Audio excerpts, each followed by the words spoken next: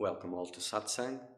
Yesterday we experienced difficulties. Today we'll probably go fine. Okay, so let's make some silence before starting. By silence I mean nothing and no one else exists.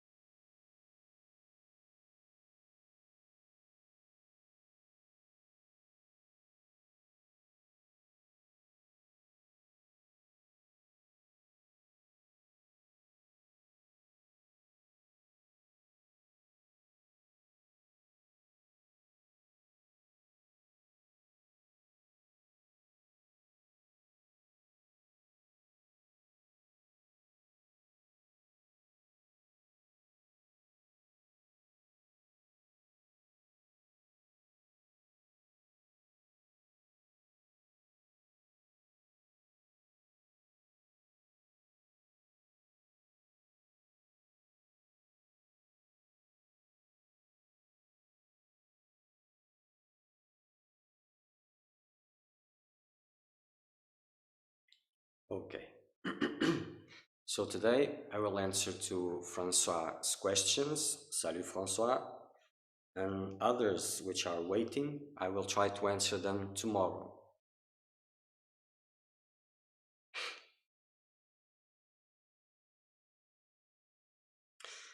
First question, how does not moving while practicing self-inquiry is beneficial for the practice?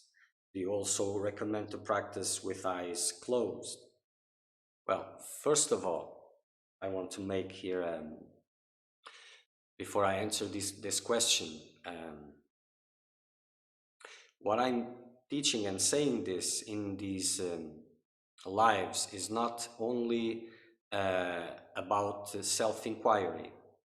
I don't usually speak about this different types of philosophies because the path of the seeker of truth is not limited by these. You see, you will not get fulfilled in just one path because it doesn't matter which one you push, you will have to develop the other things that you need, or else you will not be able to fly. So when it comes to guidance, guidance is direct to your personal needs, not in terms of what you think you need, but in terms of what you really need. Because what you think you need, it can't be trusted, because mind is encoded to survive, to survive. So as your mind is guiding what's right and wrong, what is good and not good, what makes sense or what doesn't make sense, it is protecting itself all along the way, all along the way. So you're walking and walking and walking, but you're just walking in safe spaces, not questioning its boundaries.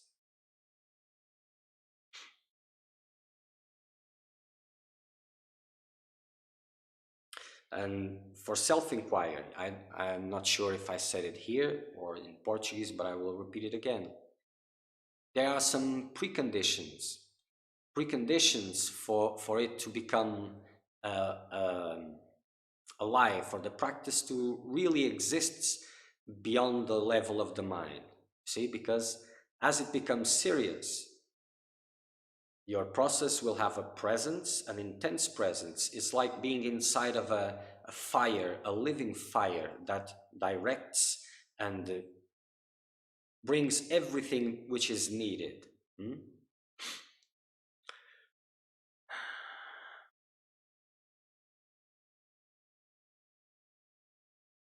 So for this, a heart full of devotion has to be there, and you must have some level of silence. And what do I mean by silence? Silence is the possibility to be able to remain still, quiet, without moving, when the inner impressions are pushing you towards outer investments, when thoughts are dragging your attention into their direction, when you can remain silent, still, then this self-inquiry with the heart full of devotion, or else this mental work will just kill the process and not making it more alive, more alive. It has to be, your process has to be self-sustained, and it evolves. Of course, in these languages, there's no process, everything is an illusion. Yes, it is true, but not in this moment. So it evolves and it reaches a point when it can become self-sustained. And if the heart is not full of devotion, of reverence, of sacredness, then it doesn't have anywhere to move to. You see? Because awakening is dissolving in love. So from the illusion, the love that comes from the illusion, what you think you are, and the love which is the source, what you really are. This connection between the two makes one dissolve in the other. And it really never did existed. Of course, it didn't. You will see it later, not now. So without this heart full of love and devotion, it is difficult. And these days, uh, some seekers, not all, but some, most, they go to self-inquiry, usually because it is something that seems very mental in nature, and because they have a difficulty in this love, in loving, in the devotion, see, because of arrogance and all of this. And the arrogance or whatever it is not something bad. It is something that you have to deal with. Everyone will have to deal with something. And whatever is limiting your growth, it's not better or worse than the other. It's just something that you will have to go through. Okay. So, how does not moving while practicing self-inquiry is beneficial for the practice? It is very beneficial. See, the body is just a gross aspect of the mind.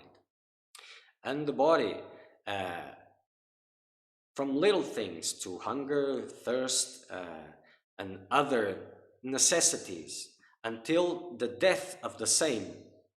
You see, it is a powerful instrument to keep you um, into the belief that you are not the body. Oh, sorry, that you are the body. So repeating the mantra, I'm not the body, for example, and complying to all of its needs and moving in where you are allowed by these impressions connected to the body, it doesn't help too much. You see, you may develop some uh, mental states, because mind is quite powerful and it does create a lot of states. So this is the problem, to read so much about these higher states, because mind starts hijacking all of this and creating something that can be seen as similar. And if you have nothing to check it, it will be a real experience. Hmm?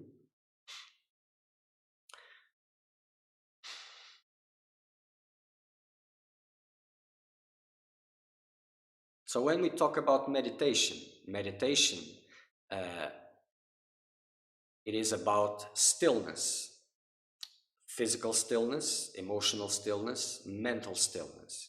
You see, these are the three silences that have to be conquered. And the body is the first one. It will have a lot of needs. So from the beginning, simple things.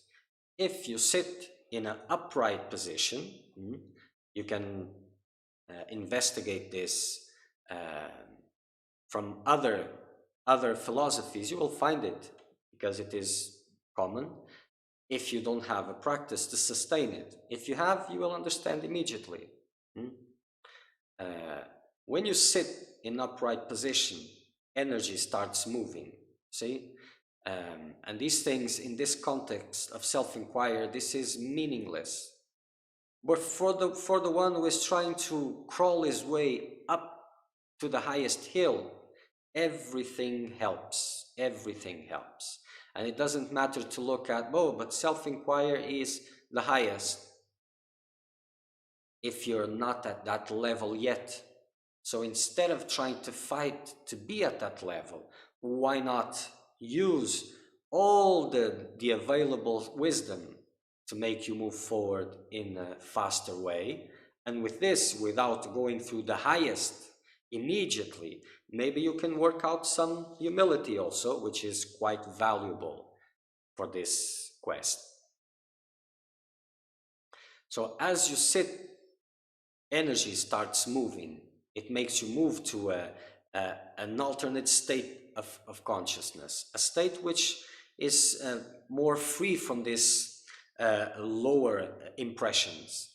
So it will be by far much useful, but more difficult also. Because just by sitting in this position, see, chest out, stomach in, eyes closed, and stay still, just doing this, it begins. If you're sensitive enough, you will see it begins. What does it mean it begins? You will see when you begin your practice what does begin. But before this, you will have to go through a lot of the superficial noise which is everywhere. And now connecting this to the physical body. So first, there will come discomfort, then itching places that give you a need to just go and scratch this. This may seem very innocent, but it isn't.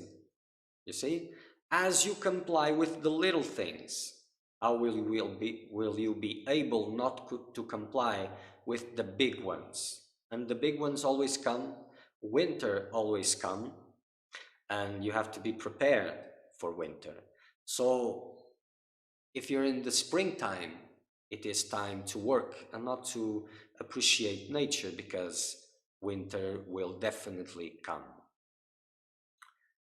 So all these impressions, from just little itching sensation or the need to adjust the posture, this will come for you to move, to keep maintaining the habits of the mind, its world intact. Because silence, stillness, dissolves noise, agitation, illusion. Because movement, changing, different. All of this is food for the mind. It keeps its mechanics in a healthy condition. Stillness and silence, no, it does exactly the opposite.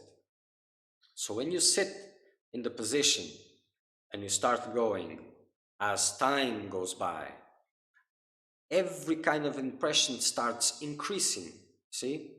To say just who am I and remain there, it is very good, but you cannot do it for long because you are dragged constantly. If you're really pushing this, so don't be afraid of this word pushing, or be afraid, your choice.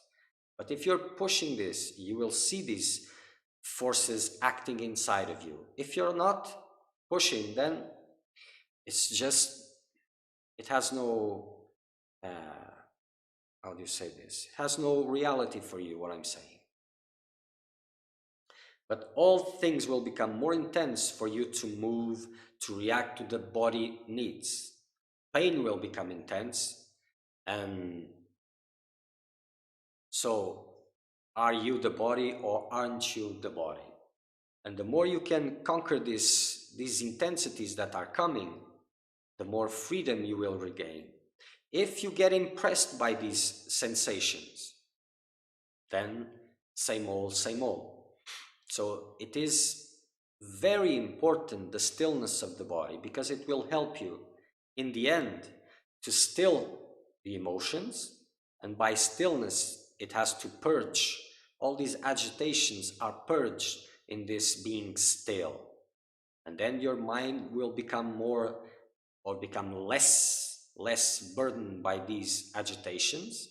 And then remaining at the source will become possible, will become a reality. So it's like increasing 1,000-fold the intensity in your self-inquiry practice.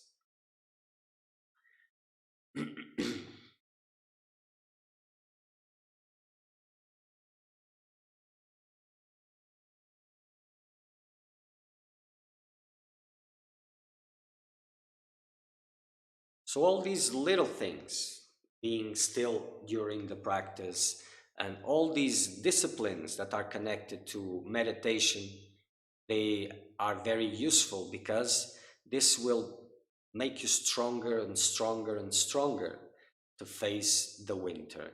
And when the winter comes, when something which is very dear to you gets hit, you will remain equanimous and persist in the presence. If you haven't done this work, if you don't have the stamina for it, when the winter comes, you will be dragged again. So what was the point of all this self-inquiry? If then in the end it is you that it is contradicting all of this with your actions. So by practicing in a not movable position, you will increase 1,000-fold your self-inquiry. What could take 100 years comes up, what would happen in 100 years will happen in 5 years, 10 years. But you have to test this. You have to test this to know what I'm talking about. We will come to this again. We will move a little bit. Do you also recommend the practice with eyes closed? Yes. This self-inquiry in these sitting times for at least 2 hours. You have to start with 2 hours steady. If most of you, it will not be possible, but you have to conquer this. And it's not that easy. You just have to hold your grounds. And by holding your grounds, purging, the body starts purifying, purging all these noises, and everything else starts to purge what is too much there until this becomes a reality. And after these periods, that they should increase if it is needed, because when guidance comes, it is something different. It is what guidance tells. But for guidance to come, do the work intensely. So in these sittings, yes, eyes closed, forget about the world, just concentrate on in that intimate space of perception, because this is where illusion begins and this is where it ends. As you remain at the door, at the presence, and impressions arise and attention moves towards them, this is where it begins. And by not following them, when you reach the point that life has no way to drag your attention, to bring your importance back, this is when dissolution begins. So in this period, eyes closed. And when it finished this sitting, the attitude persists, the body moves, the eyes get open, but the attitude remains the same. You remain in that place.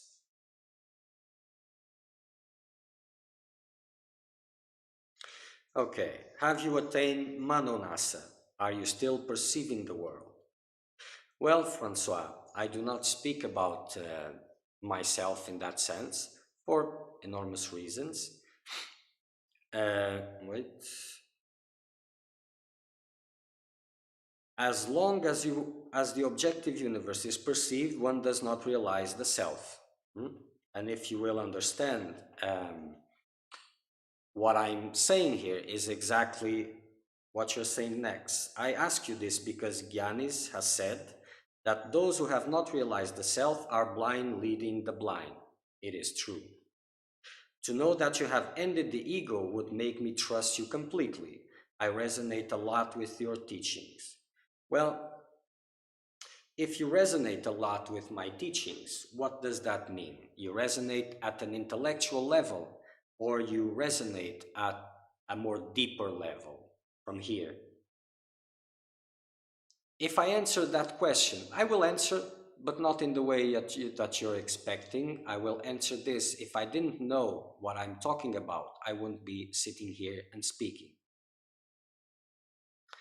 But this answer will mean nothing to you, nothing of real importance, because you may trust at a superficial level while you still think that there is something to be gained with these teachings. If your mind is directing what you recognize as good or bad, it doesn't make a difference, because it is using whatever you are getting in a way to preserve itself and not a way for its own dissolution. You see? So, as it is imagined that there is something to be gained, trust will be put there. But believe me, if you start practicing all of this and you start coming closer, whatever that means, your mind will not like it. And this trust is superficial, and you will see it is once it begins to be tested, and it has to be tested. It is the natural process. So the question is not if you trust me or not. The question is, where do you lie your trust? If you're resonating with my teachings because you think they make sense, they have a logic, this is, well, it doesn't make a difference. But if you're resonating from the heart, whatever you have available now, and you want this assurance so that you can put the trust, so you're not putting the trust in your heart. And this is something that a seeker of truth goes through. You see, the mind is the disciple, the heart is the master. Where are you putting your trust? Because if you're using the sensibility, the sensitivity of your heart, and evaluating from your mind, and deciding from your mind if it is right or wrong, then this is backwards. You see, the king is at the door opening the door, and the butler is sitting at the throne. You see? If the heart speaks and says, this is the way, the only um, the only thing the mind has as a task is to put it in place, not to evaluate it, not to discern it's right or wrong, is to comply.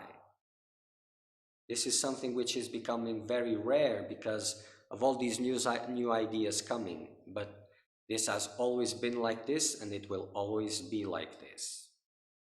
And this is the great battle, because if you're supporting your trust in external factors, then this cannot go far, because uh, the decision making is in the hands of the one which is the hindrance at the end of the day. So if you put the investigation of the thief at the hands of the thief itself and not at the hands of the deputy, that thief will never get caught. Never. It is a fact. So whatever I tell you here, it will not make a difference at a deeper level. You see?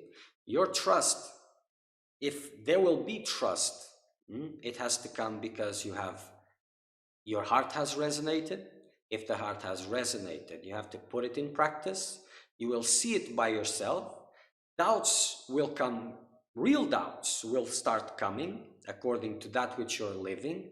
And for real doubts, only the one who knows can answer them.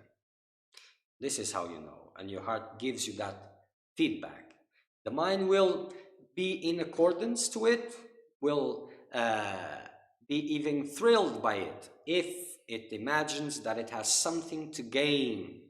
And for a seeker of truth, or for a seeker of well-being in this 50-50, you see, when the context of the life has become spiritualized, as the seeker lives in a spiritual environment, but still he is avoiding pain, he is avoiding difficulty, he cannot move through his through the boundaries that are put to him, then he will use teachings, masters, whatever he can, he will use it to maintain his world.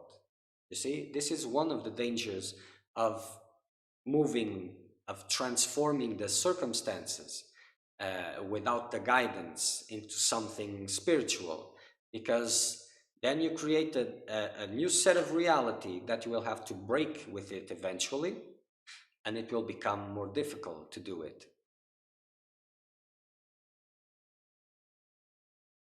So every day, motivations for the quest of truth must be put in check, because every day your inner tendencies, the currents for delusion, they don't stop, and they are always pushing, twisting, hijacking your sincere efforts.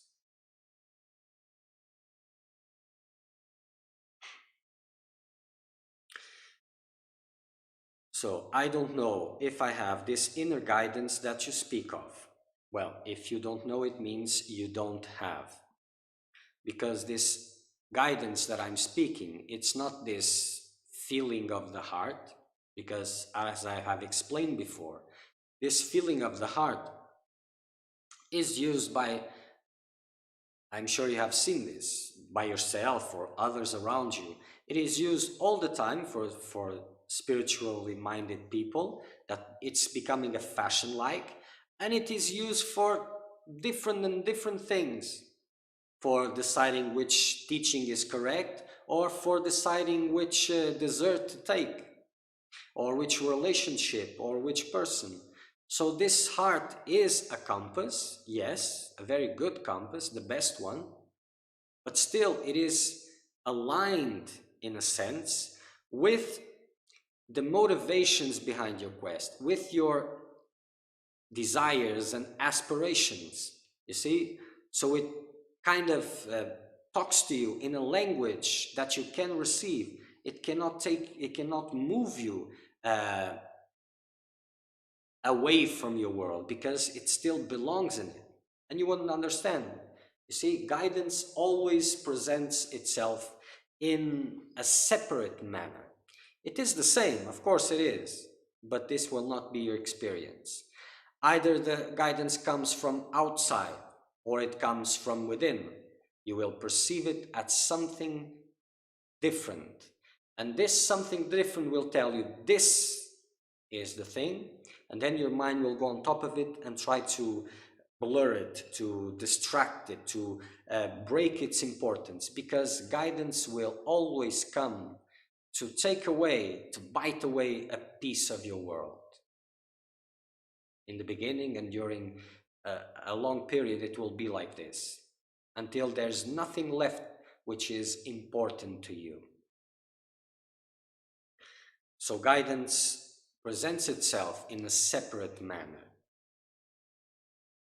Apparently, it is always appearances, but this is the way. I feel that this is the intensity of my desire for truth that is guiding me. It's good. The intensity of this desire is what is influencing my actions and makes me resonate with your guidance. I cannot call it guidance because guidance is something that I give directly. These are advices and clarifications. Guidance is something more intimate, more intense and directed. But okay, I understand the word. Just clarifying this. And this intensity of the desire, this is one of the best guides when guidance is not there yet. Because for guidance to be there, there has to be a point for it, you see? So this desire, this intense desire comes, and this is very good, and it has to be honored every day, every moment. The life has to be put centered to this desire. And this eventually, and it can take longer or less, depending on what you have achieved, a word, difficult one. But how much have you grown? How much have you matured with this? Because the desire for liberation is there, but why is it there for?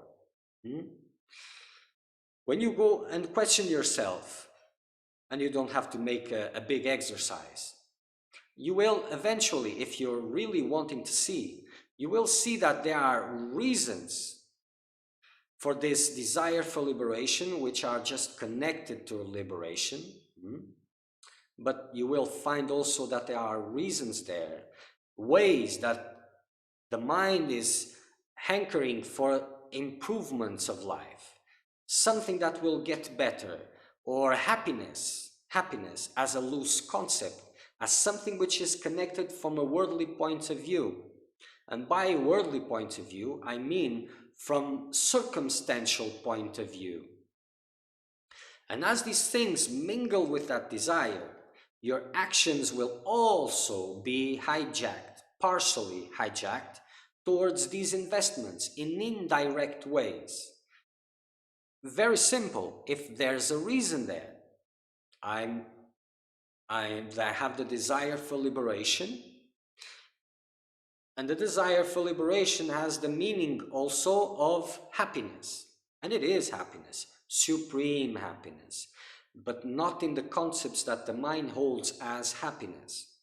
But if there's any idea like this, all movements you're doing towards this freedom is feeding, indirectly, is feeding the illusion, still feeding the illusion.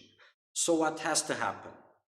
So if you're sincere, you will be put face to face with things that you hold dear, so that you can start cutting these things and choosing the path of liberation or these things. You have to be confronted with this, you see? And sometimes it gets so intense, especially when guidance is there. If this trust is not there, if this devotion is not there, it will not be possible. You cannot serve two masters at the same time. Security, fears, love, devotion, not both at the same time. And this is an internal battle, Who sits at the steering wheel? Is it the mind with reason, or is it the heart? In the beginning, this is the fight. Then, when the heart is guiding, then maybe there is the possibility for guidance to occupy that place. It is difficult, takes time, and time varies on the thirst that you have. But without that, this intensity for truth, this is very good. Honor it, and it will make you move. You say that devotion to God is necessary for surrender. Does devotion to the self comes to the same? It can if it is the same for you. But if you're doing a distinction between the two, then for you it's not the same. Devotion to God as an object seems like a detour to me. I don't know why, because as you still fantasize yourself as an object, that is why God is there. And there's a purpose for all of that. But I will not talk about this because it will not make sense for you in your present mindset, you see? But the difference is you that are making. In the end, there's no difference. Self and God, there's no difference. But it will be very difficult for you to progress if your concepts limitate the path that you can take. So this is where guidance comes, because it will make you move away from these beliefs, testing these beliefs, inviting you to break them or to remain as you are.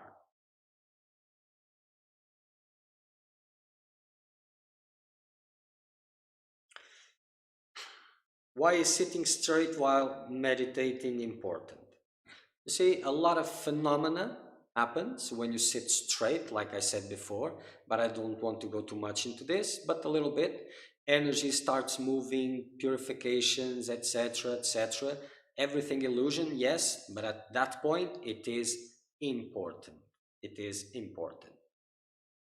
Not important to know all these things. And to hanker for these experiences and to see these things. No, no. Just sit straight. Just this. This is why guidance is very good, you see, because when the seeker is ready and mature, guidance says, sit straight. And the seeker may ask, why? And guidance will say, sit straight. And the seeker will ask, why? Guidance will become silent. And if it is a seeker of truth, he will sit straight and then he will see it. Because words, explanations, most of the time robs you from direct experience. And that is not good. That is not good. But continue. Would not meditating while lying down and being very alert be also good? Yes, a little bit, but nothing compared to sitting straight. Lying down, these things don't happen, and these are very helpful for you. And there are more questions about meditation that I will be answering tomorrow. So if you want, you can listen, because it comes from a different direction. So it will be very complementary, because I can only answer from what you're pushing from me, or pulling. Sorry, English is not the best one. So for me, lying down, there is less discomfort in the body. Here we come. You see? This is why it is important, the first question. And it is more easy to ignore it. No, you're not ignoring it. How can you be ignoring it? It's like saying there's a terrorist in front of you, and he is saying, if you move, I will shoot you. And you say, I'm moving, I'm not moving, keeping still, I'm ignoring it. No, you're not, you're complying. This is not ignoring, this is complying. And this is the first keepers of illusion, are suffering. Before it comes as anxiety, discomfort, and all of these things.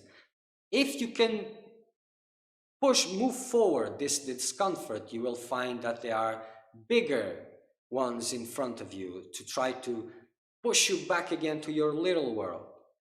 So these are the limitations of your practice, of everybody's practice.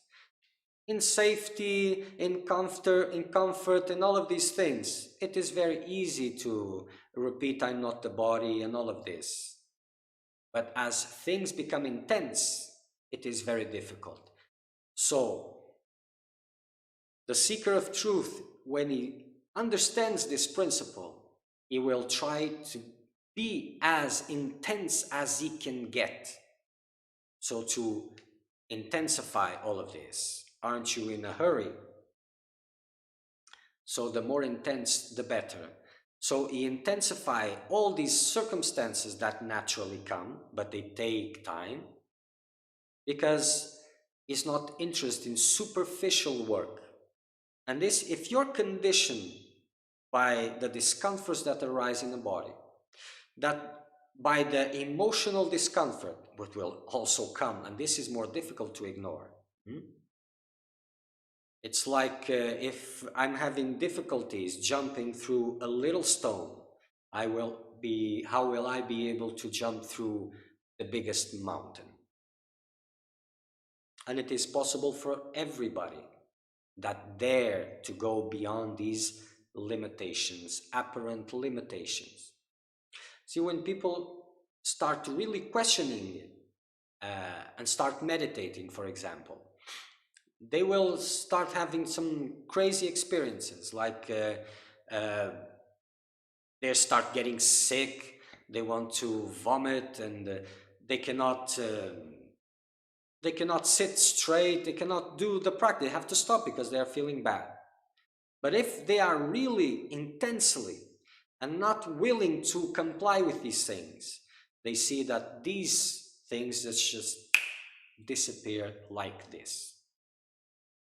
If their motivations is for well-being, then they will practice that meditation without any problems. Not for a big stretch of time. It can be done, yes, but this is the next level of illusion.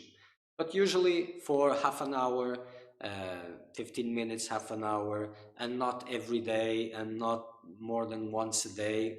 So it will be just very mild practice. But if seriousness is there, you will see that all the resistances start arising. They are there. They are taking your attention into big journeys, long journeys.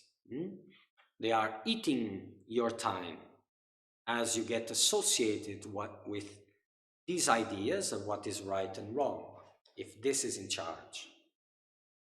So these discomforts, as you sit straight, they will come intensely if you persist. And this is where you're going to be able to test if you're not the body or not. If you cannot remain in the presence, in silence, then it is not really moving. You see? Because it is in winter that everything is tested. The maturity of your work, how much have you been growing, and if there is room for guidance. If growth is not happening, life in your process is not growing, is not appearing, then what is the point? You can be in front of guidance and you will not be able to receive it. So it has to be real. And all these discomforts, agitation, these are just mental impressions that dissolved in the presence of silence, of stillness. Stillness of the body brings stillness to the mind, it brings power to remain quiet, to remain still, brings stamina, which is very important. And all these yogic techniques, these tapas, these are very important also if you want a hand for this. When you start getting established yourself in silence, and this becomes secondary. And by being established in silence, I mean that these discomforts are not there if you sit, and if they are, they do not drag your attention. Of course, this can be argued a lot and all of this, and whatever the mind wants to justify, it will justify. So one of the first things that has to be done is to conquer this switch places. Mind has to be trained to be an instrument at the hands of the heart, so that one day it may be worthy of guidance. This is important. And as you do what you want to do, as you do what you think it's best, you have no silence yet. Nothing much. As you conquer these things and you remain quiet, unmovable, in the presence of all these impressions, that the more you sit still, the more silent you become, the more intense they will become to drag you out from there.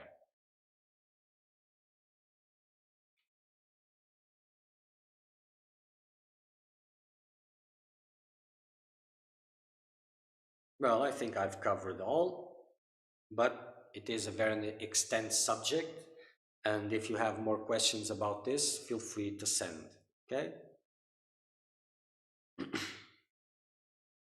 If anyone else has any questions about this, you can send them now or later. And for today, I will not move to other questions, so not to mix things. Tomorrow we'll retake the other questions that are here, and you can send questions about this or other subjects, and I will keep on answering. So we'll wait a little bit, silent. If something else, some question comes.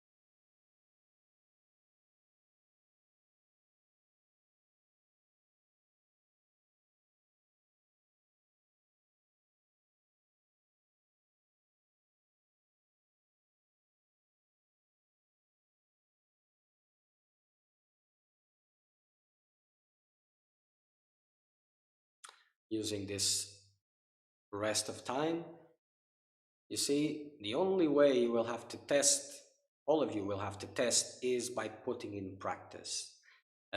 Believing just in the words is not enough. You'll have to see it for yourself. Without this, it makes no difference if you trust or if you don't trust.